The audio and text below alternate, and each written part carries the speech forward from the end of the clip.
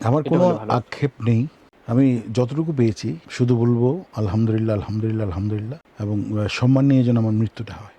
এটা আমার বাবা ফেল করতে পারে, মানে বাবা এরা ব্যাপারটা এনজয় করতে এনজয় পারেনি করতে আমি পারেনি। বলবো। কারণ কি উনি আমার স্টার হওয়ার আগেই, মানে পপুলার হওয়ার আগেই মারা গেছেন। যেটা উনি কুরবানি ঈদের দিনই মারা যান। কুরবানির ঈদ আসলে আমার এই কথাটা মনে পড়ে এবং মনটা খারাপ থাকে। ঈদের দিনে।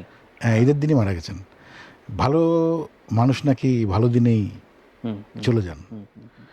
তার ঈদের দিন যদি মারা যায়, আমি শুনেছি আর কি, হুম, ওদিন কিন্তু কবর আজাব হয় না। করা যেমন হয় না, হয় না। রমজানে যারা মারা যাবেন কবর আজাব হবে, থেকে হবে না। মুক্ত পাবেন ওরা, এটা শুনেছি, আমি জানি না, হ্যাঁ, হ্যাঁ, হ্যাঁ। আমি বেশি কিছু জানি না। আমার বাবা খুব ভালো মানুষ ছিলেন, এখনো সবাই বলেন। সত্যি আমরা বলেন। অনেক আন্দোলন করেছি একসময়, তুমি ছবি টবি দেখেছো মনে হয়, হুম, হুম, হুম, হুম, হুম। ওই মিউজিক নিয়ে। হ্যাঁ, অনেক মুভমেন্ট হ্যাঁ, করেছে হ্যাঁ, অনেক একসাথে। মুভমেন্ট করেছি।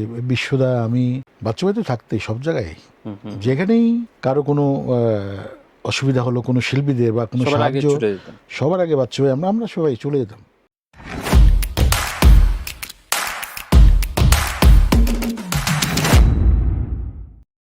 নিজস্ব বিনোদন কি এখন এই এত মানুষ হাজার, হাজার মানুষকে বিনোদিত করে? আপনার রিল্যাক্সটা কি?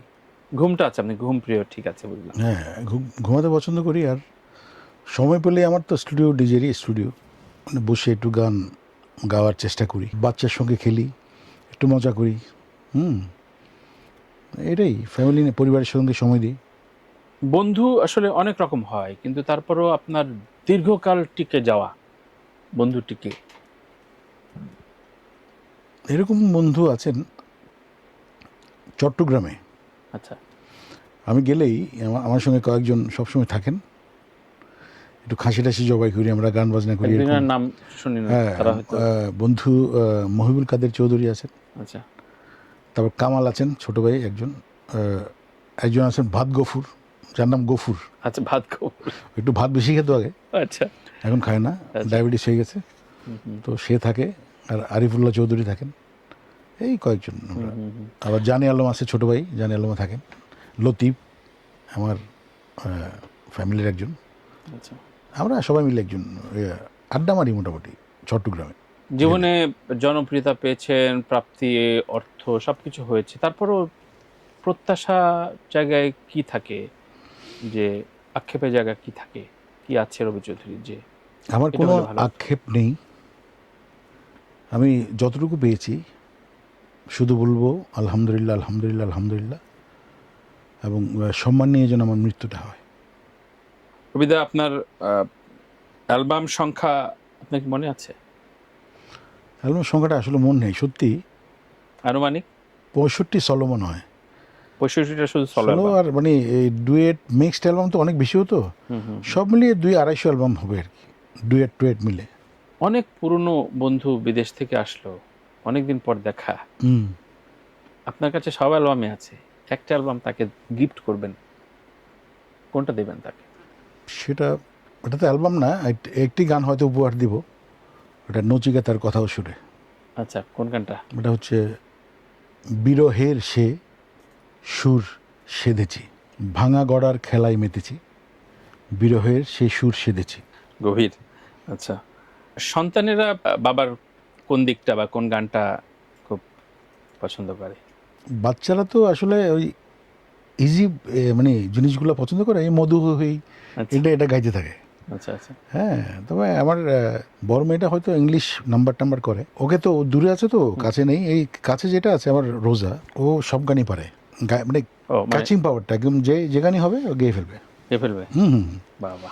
বাবা মায়ের একটা স্মৃতি শুনতে চাচ্ছি, যে আপনার ফেম, ছেলে জনপ্রিয়। এটা আমার বাবা ফেল করতে পারে, মানে বাবা এরা ব্যাপারটা এনজয় করতে এনজয় পারেনি করতে আমি পারেনি। বলবো। কারণ কি উনি আমার স্টার হওয়ার আগেই, মানে পপুলার হওয়ার আগেই মারা গেছেন। হুম, হুম, হুম। যেটা উনি কুরবানি ঈদের দিনই মারা যান। কুরবানির ঈদ আসলে আমার এই কথাটা মনে পড়ে এবং মনটা খারাপ থাকে। ঈদের দিনে। হ্যাঁ, ঈদের দিনই মারা গেছেন। ভালো মানুষ নাকি ভালো দিনেই হুম, হুম, চলে যান। হুম, হুম, হুম, তার ঈদের দিন যদি মারা যায়, আমি শুনেছি আর কি, হুম, ওদিন হুম। কিন্তু কবর আজাব হয় না। করা যেমন হয় না, হয় না। রমজানে যারা মারা যাবেন কবর হবে, আজাব থেকে হবে না। মুক্ত পাবেন ওরা, এটা শুনেছি, আমি জানি না, হ্যাঁ, হ্যাঁ, হ্যাঁ। আমি বেশি কিছু জানি না। আমার বাবা খুব ভালো মানুষ ছিলেন, এখনো সবাই বলেন। তো মা যেখানে যান, মানে আমার ছেলে, আমি রবি চৌধুরীর মা, খুব প্রাউডলি বলে।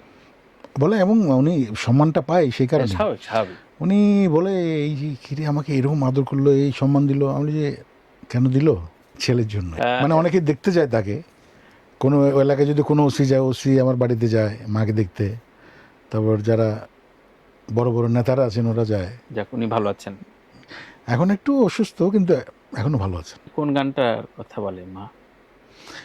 মায়ের একটা গান ছিল ছোট, ওটা খুব শুনতো। মায়ের এক ধার দুধের দাম, কাটিয়া গায়ের চাম, পাপস বানাইলে তবু ঋণ শোধ হবে না, এমন দরদি ভবে কেউ হবে না আমার মা গো। এই গানটা খুব শুনতো। এই গানটা তো আমার গাওয়া না, এটা তো এটা আমি শুনেছি ফকির আলমগীর ভাই। ফকির আলমগীর ভাইয়ের জন্মদিন ছিল 21 তারিখ, 21শে ফেব্রুয়ারি। তাকে আমি শ্রদ্ধা ভরে এই গানের মাধ্যমেই স্মরণ করলাম। গণসঙ্গীতের আরেক দিকপাল। আরেক দিকপাল তো অবশ্যই। অবশ্যই। বাচ্চু ভাইয়ের প্রসঙ্গটা দিয়ে একদম শেষ পর্যায়ে আছি যেহেতু, বাচ্চু ভাইয়ের আপনার সাথে বসলে বাচ্চু ভাইয়ের প্রসঙ্গটা টানি আমি। বাচ্চু ভাই খুব আদরের ছিলেন, আপনি খুব ভালোবাসতেন। একটা স্মৃতি যেগুলো বলেন না, একটা গল্প বলেন না। বিশ্বাস করো, আমি একদিন চট্টগ্রামে উৎসব বলে একটা ওই স্বপ্নের মতো সুপার মার্কেট হয়েছে, তো যাওয়ার সময় হঠাৎ করে তার ওই যে আয়ুব বাচ্চু চত্বর যেটা, গিটারটা চোখে পড়লো। তো আমার সঙ্গে আমার আমেরিকা থেকে গেস্ট ছিলেন রোমান আপা, আমার বউয়ের ফুফাতো বোন। বললাম যে ছবিটা তোলো, এটা বাচ্চু ভাইয়ের গিটার। তো এটা অনেক বড় ব্যাপার, আয়ুব বাচ্চু চত্বর যে সম্মানটা দিয়েছেন। তো বাচ্চু ভাই আলিঙ্গন অ্যালবামটা যখন আমি করলাম না, সিডিতে টেনে দুটো গান আমি, একটা হচ্ছে তারে ভোলা যাবে না, স্মৃতি জুড়ে আছো, হৃদয়ে জুড়ে আছো, মোছা যাবে না, তারে ভোলা যাবে না, এই গানটা। আরেকটা হচ্ছে আমার মনটা ভেঙে টুকুডো টুকুডো টুকুডো হয়ে গেছে, সে তো অনেক ভালো আছে। এই গান দুটো আমি, তার একটা ট্যাপ রেকর্ড ছিল এরকম এই সাইজের, বুঝছো তো। রবি কি খবর, আমি গানগুলো শুনেন না একটু দেখেন। এই গান দুটো শুনলো, সে চোখ বন্ধ করে শুনলো, শুনে বলে যে আমি একটা তোমার অ্যালবাম করতে চাই, তোমার এই ভয়েসটাকে আমি কাজে লাগাবো। পরে তো আর কাজ করা হলো না, বাচ্চা ভাই চলে গেলেন। এই খারাপ লাগে আর কি। সত্যি আমরা অনেক আন্দোলন করেছি একসময়, তুমি ছবি টবি দেখেছো মনে হয়, ওই মিউজিক নিয়ে। অনেক মুভমেন্ট করেছি, অনেক মুভমেন্ট করেছি। বিশ্বদা, আমি, বাচ্চা ভাই তো থাকতেই সব জায়গায়, যেখানেই কারো কোনো অসুবিধা হলো কোনো শিল্পীদের বা কোনো সাহায্য, সবার আগে বাচ্চা ভাই, আমরা সবাই চলে যেতাম। দুজন চাটগায়া এই ধরনের কোনো ইজম ছিল কিনা? না না না, হ্যাঁ বড় ভাই তো অবশ্যই, বড় ভাই ছোট ভাই, যদিও সে ব্যান্ড করতো, আমি অন্য ধারায়। আমি মনে করি যে সলো ব্যান্ড, সলো এগুলি আলাদা করার কিছু নেই। কিন্তু সলো মিউজিশিয়ান, আপনাদের মতো সলো আর্টিস্টদের নিয়ে একটা মিক্স অ্যালবাম করেছিলেন বাচ্চু ভাই। হ্যাঁ হ্যাঁ হ্যাঁ, বাচ্চু ভাই সুরে একটাই অ্যালবাম হয়েছিল, একটা গান গিয়েছিলাম আমি। রাইট, আপনি, মনির খান, আরো অনেকে ছিলেন। এটা আমি রিসবির লেখায়। হ্যাঁ হ্যাঁ হ্যাঁ, আমার মনে আছে বাচ্চু ভাইয়ের এই সুরটা, এই গানটা আমি 15 মিনিটে গিয়েছিলাম, মানে আমার একদম টাইম লাগেনি, জানি না, মনে হচ্ছে হৃদয়ের সম্পর্ক তার সাথে আমার। গানটা ছিল, বাচ্চু ভাইকে আমি শ্রদ্ধা করে স্মরণ করছি আজকের তোমার জাগতে এসে, যেহেতু 21 পদক পেলেন। অভিনন্দন অভিনন্দন অভিনন্দন প্রিয় আয়ুব বাচ্চু। তো বাচ্চু ভাইয়ের সুরে আমি যেটা একটু গুনগুন করি, যেটা গিয়েছিলাম, যে ভুলে তুমি ভেঙেছ এমন, একদিন সেই ভুল ভাঙবে,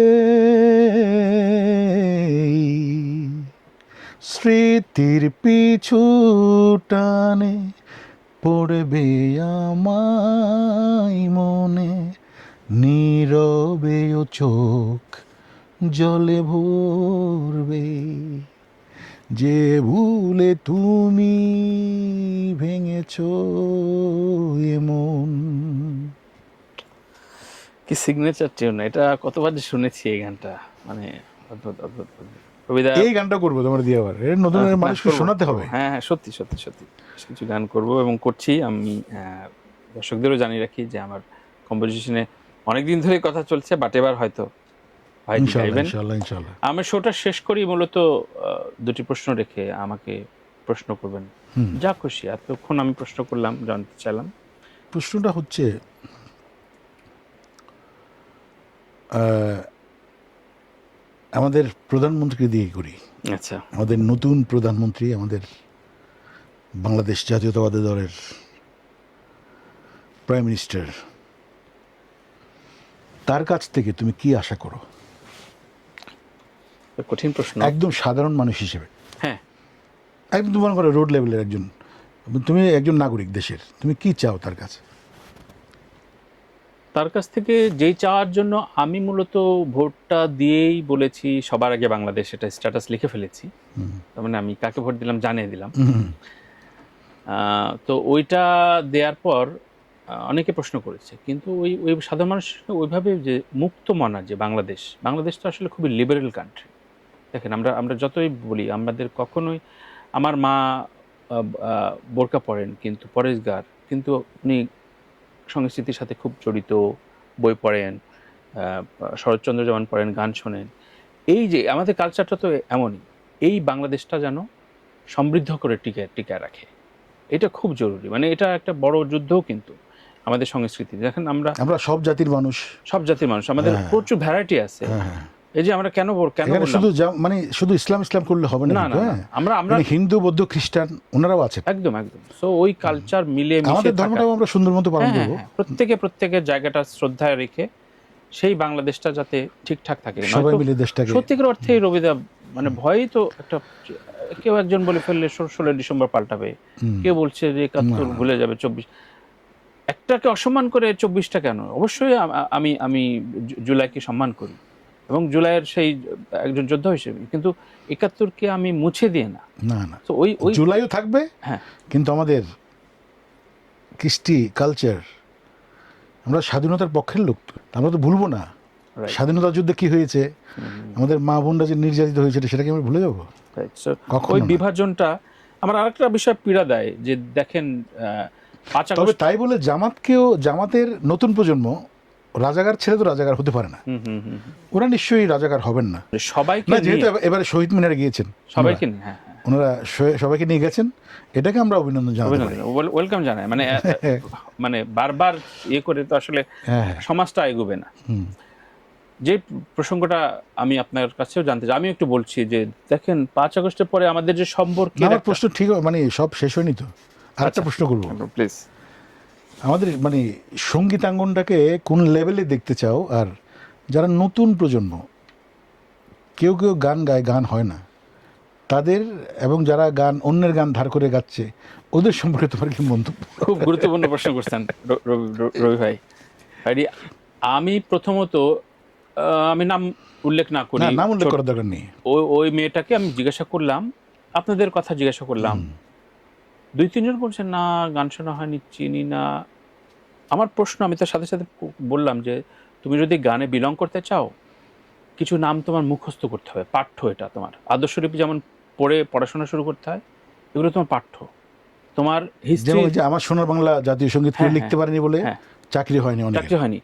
কিন্তু আমাদের নতুন প্রজন্মকে হঠাৎ করে উন্নাসিক হলে চলবে না। মানে এটা অনেকে ছেড়ে দেয়, না না এই সময় তো ইংলিশ মিডিয়ামে পড়েছে, তো ওরা আসলে আব্দুল আলিমের নামটা ওইভাবে মনে করতে পারে না। থাপ্পড় লাগানো দরকার, মানে কষায়।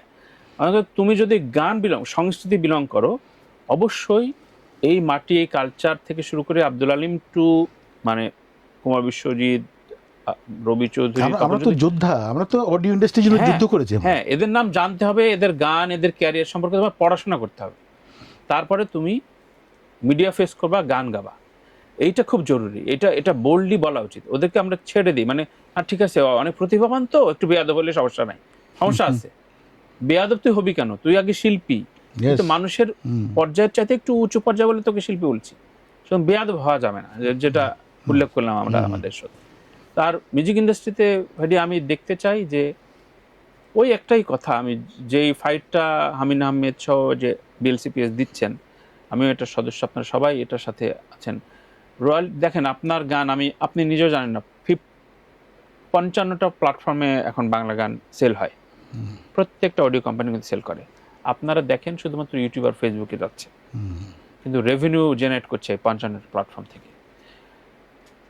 আমি মানে নাম ধরে বলতে পারবো, কিন্তু বলছি না, একটা অডিও কোম্পানি আপনাদের গান শুনে প্রতি মাসে রেভিনিউ তোলে 10 কোটি টাকার উপরে, রেভিনিউ তোলে।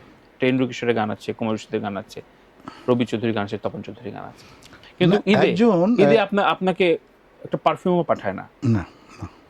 সো ওই বাংলাদেশটা ইন্ডাস্ট্রিতে দরকার, যে যেদিন আপনি একদম ক্লিয়ারলি জানতে পারবেন এ মাসে আমার ঠিক আছে, আমার এই যে 20 লাখ টাকা আসছে, এটা হচ্ছে। আমার এক ছোটো ভাই এই যে চট্টগ্রামে, ও স্টুডিও আছে ওর, তা আমার একটি গান ওই লাইভে গিয়েছিলাম কোথাও, হয়তো কোনো চ্যানেলে, ওখান থেকে নিয়ে আমার একটা ছবি নিয়ে এসে ব্যাক স্টেজে দিয়েছে।